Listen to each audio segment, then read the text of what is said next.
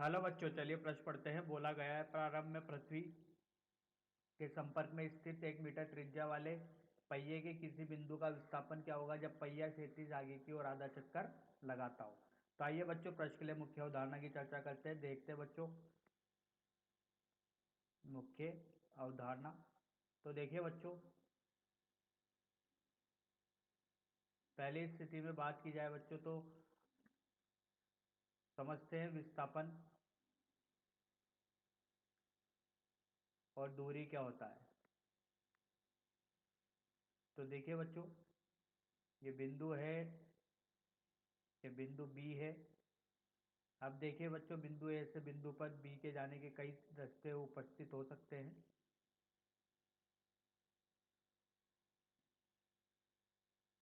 देखिए, ए से बी गया तो ये रास्ता बच्चों, इसको पहला नाम दिया, ये रास्ता D1। ए से बी ये D2 और ये D3। तो देखिए बच्चों, बिंदु ए से बिंदु बी पर जाने के एक से अधिक रास्ते उपस्थित हो सकते थे। तो बच्चों, दूरी ये कहलाती है, जो D1 D2 D3 है, ये तीनों दूरी है। दूरी होता है बच्चों ए से बी तक जो रास्ता तय किया जाता है, उसकी लंबाई कहलाती है बच्चों दूरी। तो दूरी बच्चों कुछ भी हो सकता है, D1 भी हो सकता है, D2 भी हो सकता है और D3 भी हो सकता है। ये रास्ते की लंबाई होती है बच्चों। जितना ए से बी तक तय किया गया रास्ता होता है वही दूरी कहलाती है बच्चों विस्थापन।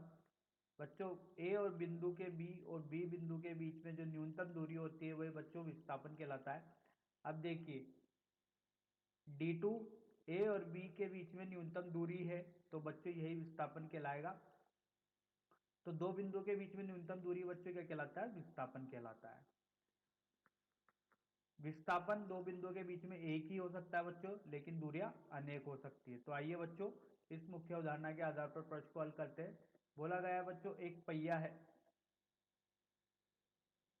पहिए का निर्माण कर लेते हैं बच्चों। ये पहिया है, इसकी त्रिज्या है बच्चों R बराबर 1 मीटर। ठीक है, ये इसका संपर्क बिंदु है बच्चों, धरती से संपर्कित बिंदु है। अब देखिए, जब ये बिंदु चलकर बच्चों आगे की तरफ जाता है तो देखिए क्या होता है।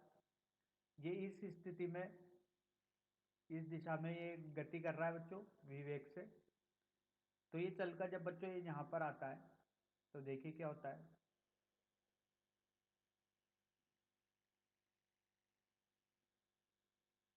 ये केंद्र, ये दूरी R, ये दूरी R। तो बच्चों, ये बिंदु का नाम A है और ये बिंदु B है। तो जब ये आधा चक्कर करेगा बच्चों, तो देखिए इस स्थिति में क्या होगा बच्चों, ये B तो आ जाएगा नीचे और A चला जाएगा ऊपर। तो बच्चों, यही दूरी क्या कहलाएगी अपन की? देखिए, ये दूरी, जो ये वाली दूरी होगी बच्चों, यही दूरी क्या कहलाएगी? विस्थापन कहलाएगी। ये वाली दूरी बच्चों विस्थापन कहलाएगी। ठीक है। अब देखिए, इस दिशा में जा रहा था ये, तो पूरी दूरी कितनी हो गई है? 2R। तो आधा चक्कर तय करने में, आधा चक्कर तय करने में जो दूरी इसको तय करनी पड़ी वो कितनी होगी? पूरा चक्कर के लिए 2πr बटे 2। तो ये कितना हो गया? πr। तो मतलब ये यहाँ से जब ये बी बिंदु, ए बिंदु ये रहा, बी बिंदु ये रहा, तो जब ए बिंदु पर आया तो ये कितना चला बच्चों? πr। तो देखिए अब आगे की स्थिति बच्चों, जब ये πr चला तो देखिए त्रिभुज, देखिए अपन को ये वाली दूरी निकालनी है बच्चों, ये वाली। तो यहाँ से एक त्रिभुज बन रहा है ए बी ए। तो त्रिभुज ए ए बी में, ठीक है, पाइथागोरस प्रमेय लगाते हैं बच्चों। पाइथागोरस प्रमेय लगाई जाती है बच्चों। तो इस स्थिति में देखिए क्या होता है।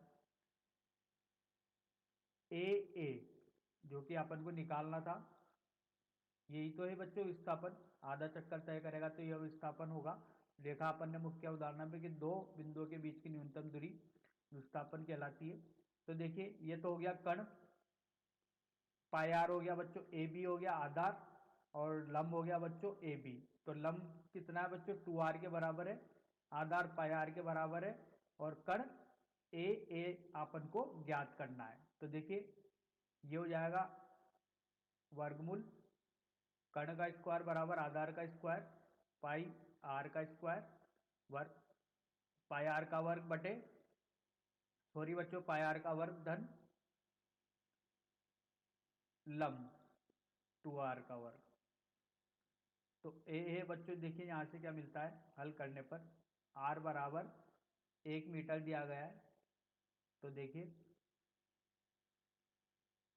पाई का वर्ग आर का वर्ग धन 4r का वर्ग, r का मान 1 रखते हैं। तो ए जो विस्थापन पूछा गया था इसका मान आता है पाई का वर्ग धन 4। तो आइए बच्चों यही अपने प्रश्न का उत्तर है, देखते हैं।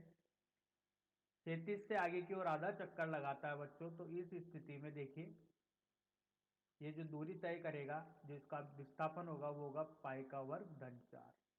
तो आशा करता हूँ आपको यह समझ में आया होगा। धन्यवाद।